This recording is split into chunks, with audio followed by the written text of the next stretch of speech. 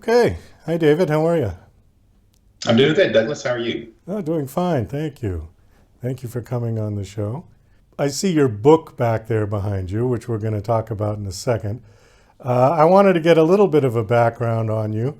Your background seems interesting from your bio. You were a Air Force brat. Your father was in the Air Force? That's correct. He actually was NSA. We didn't learn until after his retirement, but he taught the cryptology and linguistic school at Goodfellow Air Force Base there in San Angelo, Texas, and they do the spying. I'm sorry, you said the NSA? Correct. I learned it only in 2006 at his funeral when I asked, because he had a joke, with the family. And I'm like, Dad, what do you really do? And he always would say, if I told you, I'd have to kill you. And Oh, okay. and so we asked, and they his buddies told me, that they actually were kind of an arm of the NSA in the Air Force. And there's a book called The Puzzle Palace by Bramford that kind of explained a lot of what they did that had been declassified. So I was very curious to learn, exactly what he did. Okay, so similar to some people who work for the CIA, they're not allowed to tell anybody, and they have a cover as working for some other branch of the government. Yeah. Correct. I think it was something like that. He always wore an Air Force uniform, but he'd be gone on TDYs. And, I think that the military works very closely, and his were more military oriented missions. Okay. Did you move around a lot as a kid? I lived in Germany when I was a small boy from age 3 to age 7. And then we moved back to San Angelo, and then he stayed at that school as kind of the chief instructor, and then he flew these TDY missions. But rather unusually, I went first through 12th grade, in the same town, which is a little bit unusual for a military, family. Yeah, because I've known some military families that moved like every 2 years, Yes, and that was hard on the kids, I think. it is. I think, like for example, when we lived in Germany, you're away from any family. My parents were pretty young, and there were 4 children, and so you really rely on the other Air Force families to be your family, and you make friends quickly, and it was a great experience living in Darmstadt, Germany, from 1963 to 67. So then you were also in the Scouts, I was reading, and you made it all the way to Eagle Scout. How long does it take to get to Eagle Scout? Well, back when I was in, you had specific leadership requirements where you had to serve as patrol leader for 6 months or senior patrol leader, and so you couldn't get it much faster than you can begin at age 11. And then I got my Eagle Scout award on my 15th birthday. I think things have changed a great deal in scouting, and that's a large reason why I decided to write the book because I have a tremendous debt to scouting from all the benefits I derived and all the volunteers that were terrific mentors and teachers, for me, and I regret to see what's been happening to it. I think the woke crowd has been trying to dismantle the Boy Scouts a little piece at a time, and there's been a lot of controversy of things that have come out in the news. And This will go on. They've been taken to the Supreme Court multiple times. And the first time was about having homosexual scout leaders, and then once they were, well, now there's 50,000 claims against the Boy Scouts because of sexual assault. When you put through Supreme Court action, the fox in the hen house, I'm sorry to say, but and the whole woke establishment is trying to tear down these institutions, and I personally can't think of anything better for young men to grow into more productive members of society and be positive fathers and husbands and employees than the Boy Scouts of America. And unfortunately, they tear it down, and now the Boy Scouts of America has declared bankruptcy. Many of their properties, they have very nice properties that have been donated by people like me that had benefited from scouting, and then they make these trusts and give that, like Philmont, the big ranch and explorer base in Mexico where I worked is, it's kind of up for collateral, and they're still trying to litigate all this and destroy, and just burn it to the ground where there's nothing left. And, in the Scout Oath, it says you're supposed to be physically strong, mentally awake, and morally straight. And that's what I represent. I don't know about the whole woke thing, but I'm for young men who can be physically strong, mentally awake, and morally straight, help other people at all times, and the rest of the terrific creed of the Boy Scouts of America. Well, the last thing I saw was that they were trying to integrate the Boy Scouts and the Girl Scouts into one organization. They have. It's already happened. It's called Scouting USA now. It's no longer called the Boy Scouts. And they have girls now being awarded the Eagle Scout Award who did not serve those leadership capacities for the required length of time. And in my view, that's totally diluted the prestige of the award from people like me who had to work a lot harder to earn it. Well, that's true. Do you think there's any benefit to having co-ed scouting? No, because it existed before, in the form of exploring or high adventure.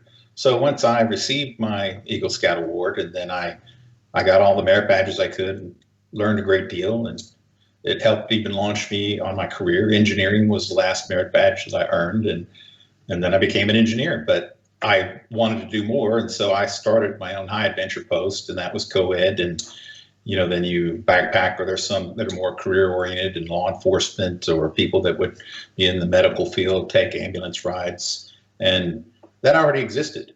But to have them, 11 years old and have boys and girls together, and then to try to manage that, they won't even have volunteers, because you're going to have an unmanageable situation there. I just think boys need to be around other boys, and they need to be challenged and tested. And, I just have so many great experiences, and a lot of them are covered in the book humorously and with humility about how I had to learn to accept authority, for example. I wasn't real big on saying yes, sir, or no, sir. And my scoutmaster was the chief master sergeant at what they call the NCO, the non-commissioned officers program there on the base. And you said yes, sir, or no, sir to him. And my first summer at camp, he said, look, the fifth point of the Scout Law is courteous, and we have this 1 pound coffee can with a baling wire handle, and it's got number 5 on it. It's painted yellow.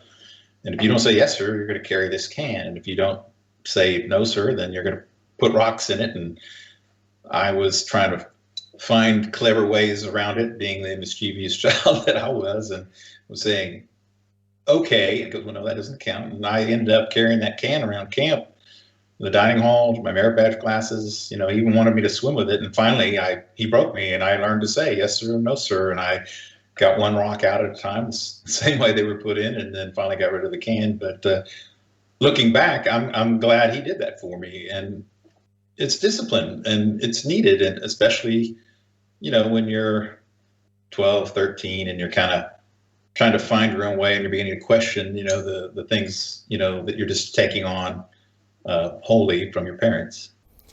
Yeah, I'm kind of concerned about the next generation at this point. The ones that are being born with an iPhone in their hand. There's no structure to that sort of growing up at all. Just swiping a screen endlessly for hours and hours on end. I think at some point that phone's got to be switched off, and people need real human contact. Well, they sure do. And I think it's just extremely ironic that you look at the symbol of the apple with the bite out of it, which represents the fall in the Bible. Right. And the fall is associated with trying to be like God and wanting the knowledge of good and evil. And now we think, or young people, I believe, think they can ask Siri or ask Alexa anything, and then they know everything, and they don't accept wisdom and experience and learning, from people that would like to provide it to them, but instead, if it's not a video, if it's not short, and like a TikTok 30-second reel, they're not interested in. And it's already causing problems. We know this. Yeah. People are hurting. There's a lot of dysfunction in our society today. And, the one thing that you used to think you could count on is your anatomy. I could just look down and go, okay, I know I'm a guy, and now even that's in question. And that's just gotten to where it's perverse. Yeah, I agree. I think that there has to be some boundaries and limits in our society, and a certain command of right and wrong. Now, Correct. we haven't.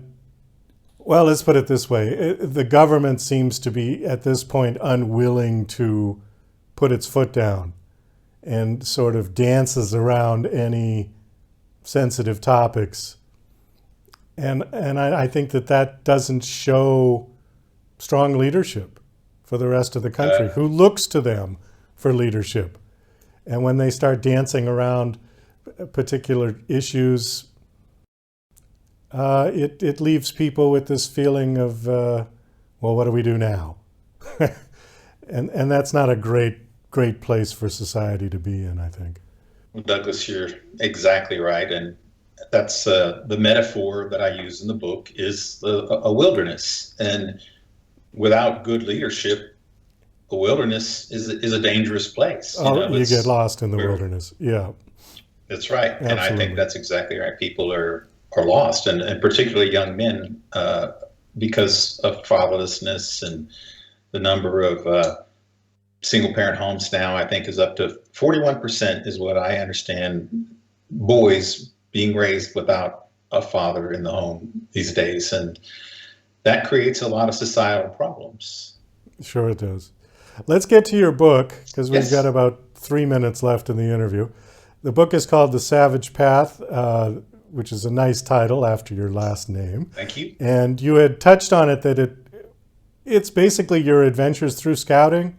It's a memoir style book. It is. Yeah. It's a memoir because there's a theme, that's throughout the entire book. And a lot of it in my early life is scouting, but it does cover my full life. And I believe that men have a common purpose that God has for us, and that's really threefold. It's, you need to find a will to obey, in my view, as a Christian, God's will. You need to find a woman to love, and you need to find a work to do. And then you have your individual giftedness for, whatever your other skills are. And so throughout the book, from childhood, when you begin to understand you have certain talents, and there's some like resourcefulness. And just for example, in Boy Scouts, I became a prolific patch trader, and I learned very early how to negotiate. And there was no limit on the size of the deal. It's just, you're only limited by your creativity. And I would go to the national jamborees and trade patches from all over the place. And then I ended up being a negotiation expert for contracts, with the energy business. And those are foundational skills that you build on. And so the thread through the whole book is that when I was in self-will, I usually didn't have very good experiences, and I need to recognize that and correct that. When I was looking for a woman to love, I made some mistakes along the way there too. And so the book has a lot of funny stories in it. I think it's very humble. I was very open and transparent. It's kind of risky putting yourself out there like that, but I'm trying to provide a guide for these young men who may not have had a scoutmaster like I did, or dad, or some role model, coach, and I think that constitutes itself as this all alone wound, as Robert Lewis calls it, and that's where you feel like you have you're lacking something. Maybe you never went fishing when you were a boy, or no one ever took you fishing, so you don't know how to fish. So you don't want to be with a group of other men and go fishing, because you're going to be exposed and you're going to be embarrassed. And so you just multiply that times 10, for every other thing that could possibly be. And then pretty soon you're not being very genuine, and you've isolated yourself, and you only have superficial relationships. And life is a team sport. And that's kind of my message in the book. It's very positive, and it talks about the impact that scouting had on me, and many other things about marriage and finding that woman to love, and going through a divorce and having to basically make a course correction on my map So there's quite a few good reviews up on Amazon, and I have a website, and there's endorsements. And so don't take my word for it. If you're out there listening, go check out those resources. Then if you like that, check out the book. Okay. Well, I think on that note, we can wrap this up. Tell us your website, please, so people can check it out. www.thesavagepath.com. Well, David, thank you so much for coming on the show. It was nice talking to you. Nice meeting you. And best of luck with the book. I hope it does well. Thank you, Douglas. And I'll just end with one quote that I like. And it's, a boy without a man is like an explorer without a map. There you go. Thank you very much for having me on. You're welcome. My pleasure. All right. Take care. Thank you.